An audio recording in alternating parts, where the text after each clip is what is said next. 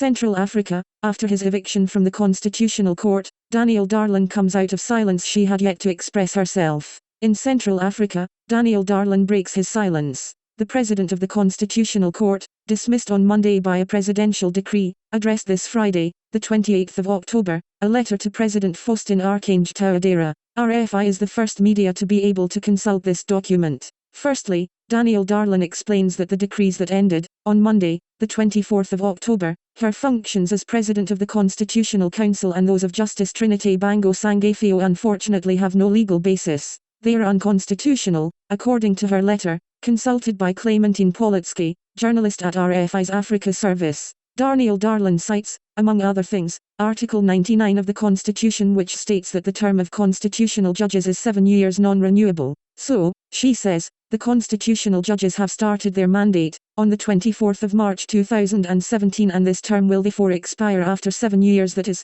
the 24th of March 2024. Danièle Darlan then cites Article 102 of the Constitution, which states members of the Constitutional Court shall be immovable for the duration of their term of office. Impossible to terminate a judge's term. So, is it possible to terminate a constitutional judge's term prematurely? Danièle Darlan asks. According to her, no, based on Article 100 of the Constitution, an article that sets out 3 specific exceptions: the death of the constitutional judge, the resignation of the constitutional judge, the definitive obstruction of the constitutional judge. After this legal update, Danièle Darlan also returns on the consequences of these violations of the Constitutional Court. Consequences that will be unimaginable, according to her, and which will affect the legitimacy and credibility of the court. The dismissed president of the court issues the following warnings: we are going to witness a cascade of serial violations. New judges will be appointed on an illegal basis because she was raped. The teacher that I am, sued as she, should be replaced by a woman, in implementation of Article 99 of the Constitution.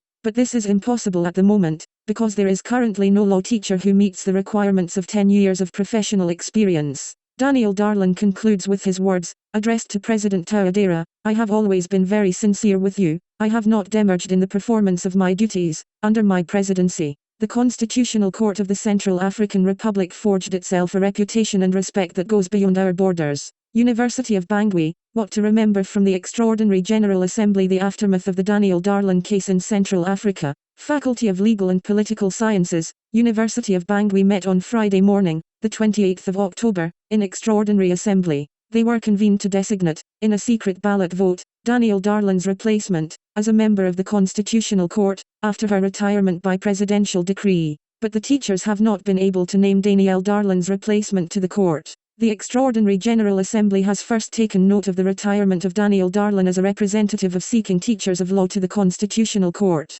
In a second period, the Assembly noticed the absence, the lack of female candidate to elect to succeed Danièle Darlan. According to the 2016 Constitution, it is a woman that must be chosen, to respect parity, and she must have 10 years of work experience, or no one at the faculty meets these criteria. To address this problem, the Assembly is therefore asking the government to review Article 99 of the Constitution in part. The Assembly is requesting, more specifically, the withdrawal of the parity criterion, which would allow subsequently designating a person with 10 years of professional experience, but who would not necessarily be a woman. RFI.